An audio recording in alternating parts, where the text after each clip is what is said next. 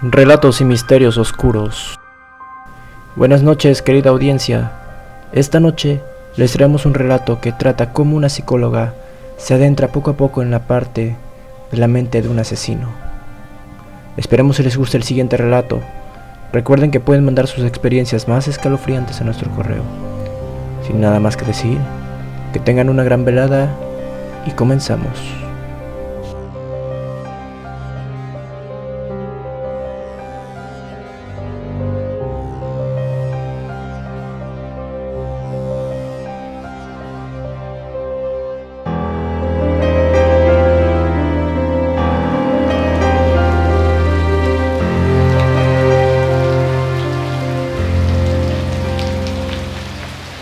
No sé si estoy llegando a un punto en que mi propia sanidad mental está en declive, que terminaré siendo yo quien ocupará a un psiquiatra.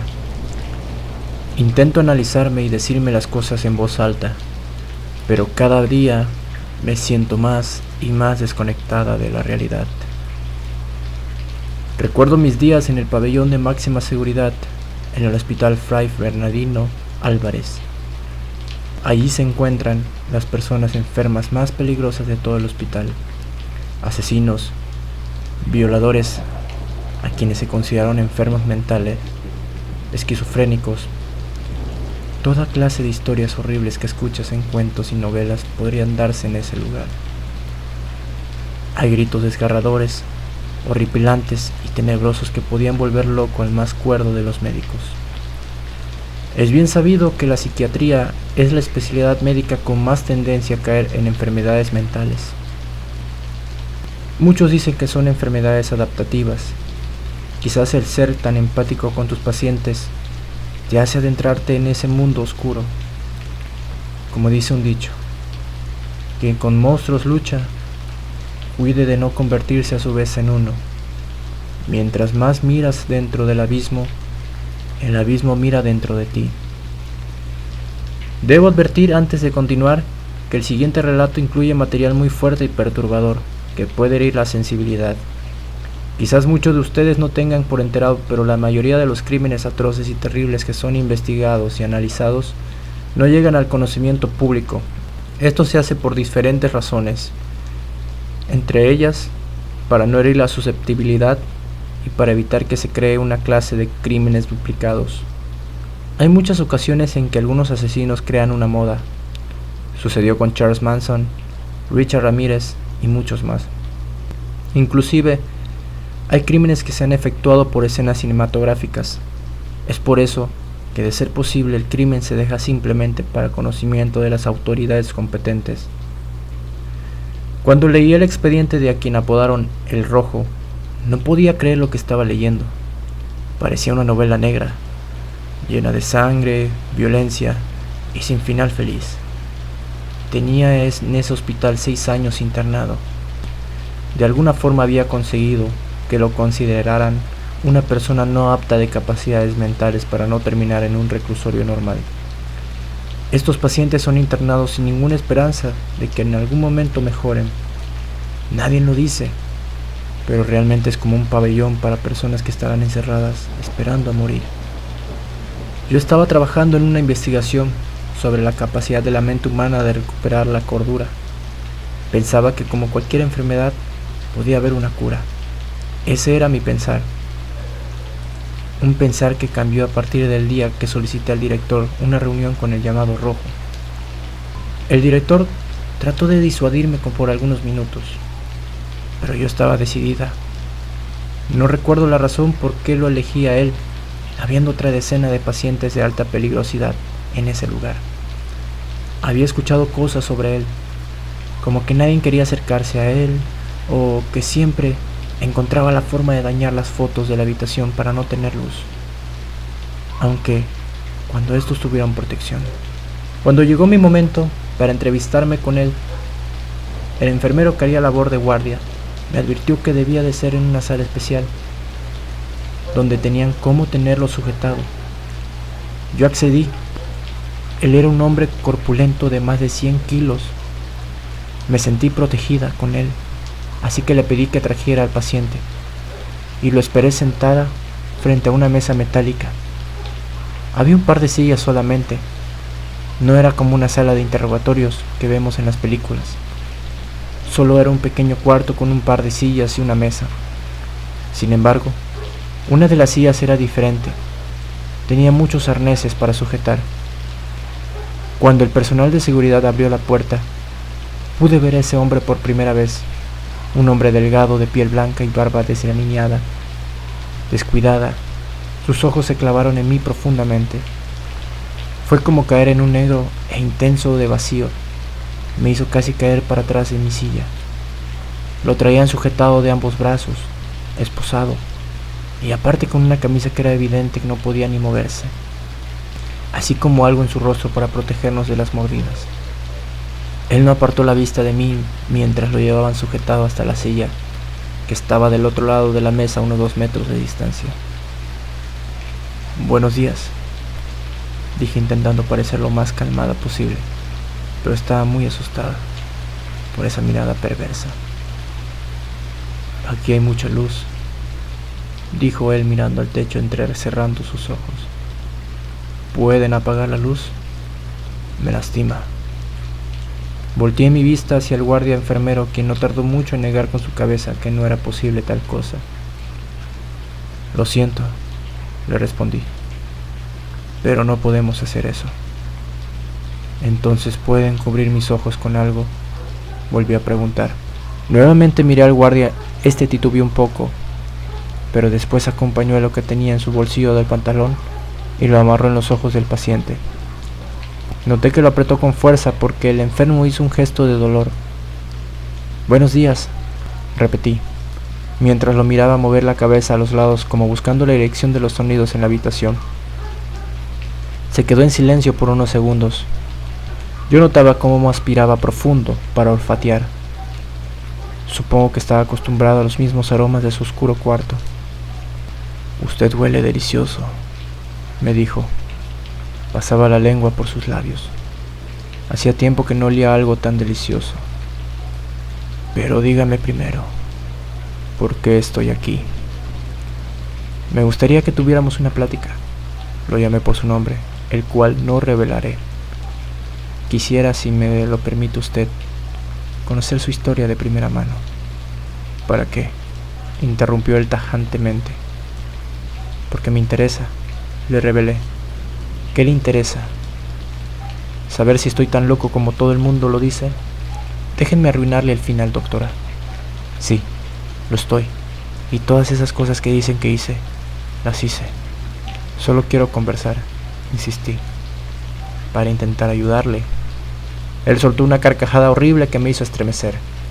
Inclusive, el hombre que estaba a mi lado protegiéndome se sobresaltó. «¿Ayudarme?», volvió a reír. «Usted no puede ayudarme. Saldrá de aquí escuchando música antes de poder ayudarme. ¿Lo entiende?». De momento no lo entendí, pero abrí su expediente que tenía en mis manos buscando algunas cosas interesantes sobre qué hacer preguntas. «Hábleme de su familia». Regresé al tema. «Aquí dice que su padre era un sacerdote que dejó el celibato para poder casarse con su madre. ¿Qué puede decirme de eso?». «Puedo decirle que están muertos», me contestó sonriendo. «¿O prefiere que le diga cómo murieron?». «Cuénteme lo que quiera contarme», sugerí. «Maté a mi padre cuando tenía 17 años. Intenté quitar su piel sin dañarla, todo el cuerpo, pero es más difícil de lo que piensa. Es como intentar pelar una ciruela y que la cáscara quede en una sola pieza. Algo casi imposible, pero hice mi mejor esfuerzo. Después me vestí con su piel y violé a mi madre. Quería saber qué era eso tan fuerte que sentía el viejo para haber abandonado su promesa ante Dios. Pero ¿sabe una cosa? No sentí nada. Nada diferente. Era solamente una puta más». La tranquilidad con la que decía las cosas me hacía estremecer, como hablaba de sucesos tan terribles, como si fuera una charla dominical en un café. «Puedo escuchar que su corazón se está acelerando, doctora», dijo dibujando una sonrisa en el rostro. «¿No era eso lo que quería escuchar? ¿Mi locura? Lo único que quiero escuchar es la verdad de su historia. repliqué. No sentí nada al violar a mi madre, lo mismo que las muchas veces que había violado a mi hermana menor, quien afortunadamente murió antes de aprender a hablar. Nuevamente rió espantosamente. Mi madre, en cambio, sí gritaba e intentaba zafarse, pero estaba amarrada y era imposible. No sé si me aborrecía por ser su hijo el que le estaba cogiendo, o por tener la piel de mi padre puesta como un traje de Halloween. Como dije, me decepcionó el no haber entendido por qué mi padre traicionó a Dios por esa mujer. ¿Usted lee la Biblia, doctora? Su pregunta me sorprendió. ¿Cómo el ser más diabólico que había conocido en mi vida hasta ese momento me estaba haciendo tal pregunta? Algunas veces, respondí. No soy muy creyente en realidad. ¿Sabe lo que dice Levítico 18? No, contesté. En realidad no lo sabía. Nadie se acercará a ningún pariente cercano para tener relaciones sexuales con él o con ella. Yo soy tu Dios. No deshonrarás a tu padre teniendo relaciones con tu madre. No lo hagas porque es tu madre. Si tienes relaciones con la esposa de tu padre, sería como tenerlas con él. Pero tú hiciste todo eso, le imputé, buscando una explicación. Deshonraste a tu padre, deshonraste a tu madre y deshonraste a Dios. No fue así, contestó haciendo una seña con su mano. Lo que Dios miró fue a mi padre cogiendo a mi madre. Yo estaba oculto bajo su piel. No estoy seguro de que eso funcione, le respondí sorprendida de su capacidad para articular tantos horrores juntos. Lo que hice después, continuó, al no entender cómo mi padre había hecho tal cosa, fue pensar y dije, quizás meterme en su piel no era lo mejor para entenderlo. Lo que hay que entender está en su corazón. Hizo señas con las manos como si llevara algo a la boca, y no tuvo que explicármelo para entenderlo. Lo devoré en pocos minutos. El sabor de la carne cruda, de la sangre, es delicioso, pero no tan delicioso como huele usted. Si estuviera desamarrado justo ahora, estaría sobre usted, probando su deliciosa piel, su deliciosa sangre. Y por esa razón no lo está, dije mientras me perturbaba que no dejara de reír. ¿Hay algo más que quiera saber, doctora? Mi mente se bloqueó. Tenía tantas preguntas que quería hacerle, pero cuando me comentó sobre sus padres, se me borró por completo mi esquema. Lo único que podía pensar era en esa terrible sonrisa y en esos ojos penetrantes que sentía que me miraban por detrás de ese pañuelo sujetado en su cara. ¿Por qué lo llaman el rojo?, pregunté al fin.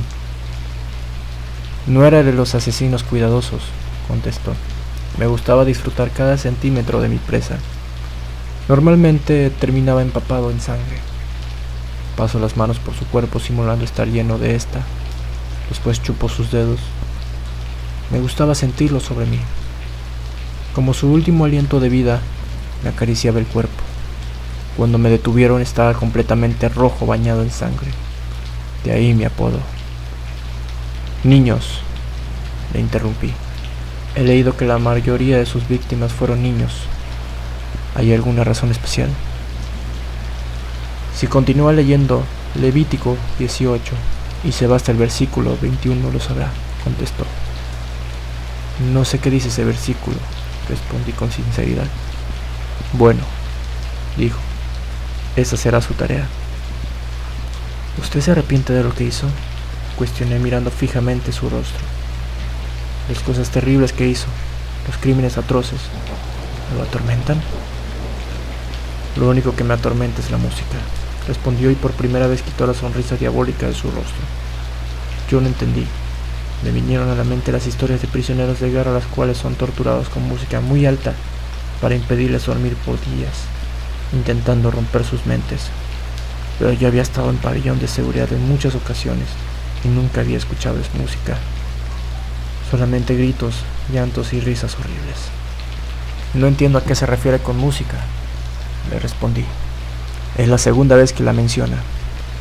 La maldita música, dijo y comenzó a hacer sonidos con su boca como si fueran horribles trompetas. Mi reacción natural fue cubrir mis oídos.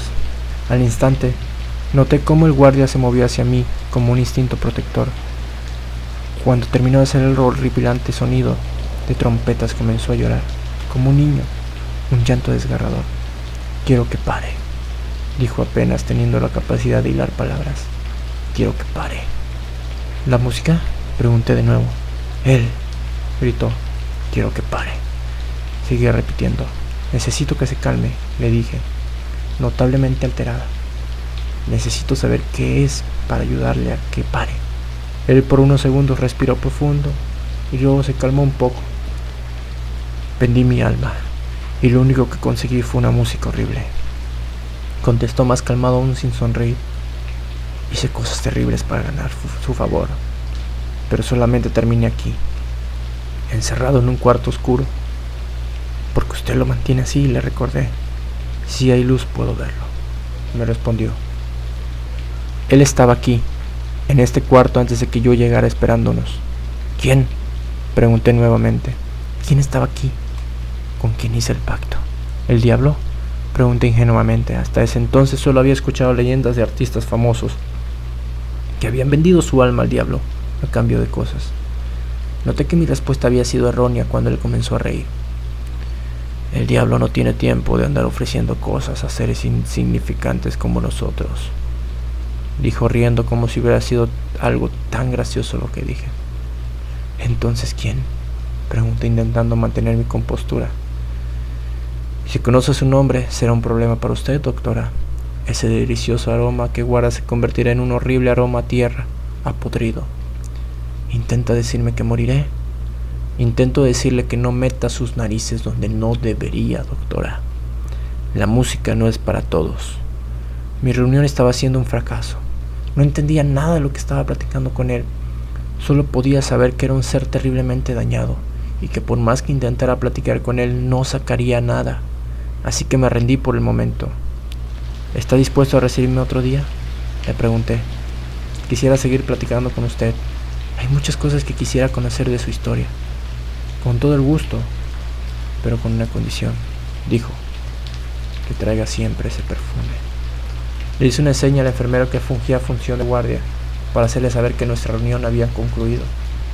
Él se acercó a él y quitó el pañuelo de sus ojos. El rojo comenzó a mirar todos lados y después fijó su mirada en una esquina de la habitación y su rostro cambió a seña de angustia. Mientras el enfermero lo desamarraba, se acercó al enfermero y dijo algo a su oído. Este simplemente lo ignoró y lo llevó fuera de la habitación, mientras continuaba haciendo ese sonido extraño que escuché alejarse poco a poco. Al salir esperé al enfermero para ser acompañado al final. Él regresó a dejarlo en su cuarto oscuro y lo encontré en el pasillo. «¿Qué fue lo que te dijo?», le pregunté. Él titubeó un poco. No era muy hablador. «Un nombre», me dijo, «pero no vale la pena repetirlo». «Está bien», le dije. Llegué a mi casa ese día realmente exhausta. Mi departamento era modesto y pequeño. Me serví un cereal y me puse a ver la televisión. De pronto, me vino a la mente esa tarea que ese dañado ser humano me había encomendado.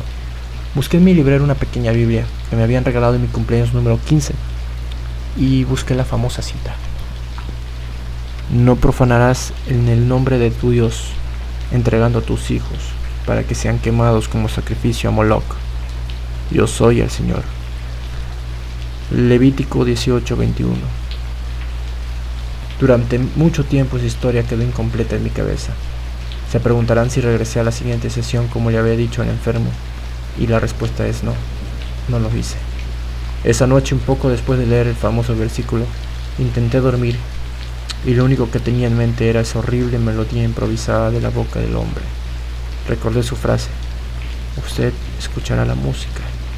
Quizás era eso lo que pasaba. Escuchaba ese horrible tarareo, como la llamé yo, la música del horror. Pero lo que realmente me hizo disuadir fue que al día siguiente, al llegar al hospital, me recibieron con la noticia de que el enfermero que me había cuidado durante mi sesión con el rojo había muerto. Le había dado un paro cardíaco al salir del hospital. Durante mucho tiempo me quedé pensando si lo que le había pasado tenía relación con su encomienda de cuidarme con ese hombre. Tenía mis sospechas, pero un día leyendo un libro lo confirmé. En uno de los capítulos hacían referencia a un dios del infierno de nombre Belet. Es descrito como un ser horrible que monta un caballo que cuando relincha hace sonidos de trompeta. ¿Quieren saber algo más? Cuando encontraron el cuerpo del enfermero, estaba inerte, desvanecido en su auto. Su cabeza cayó sobre el volante.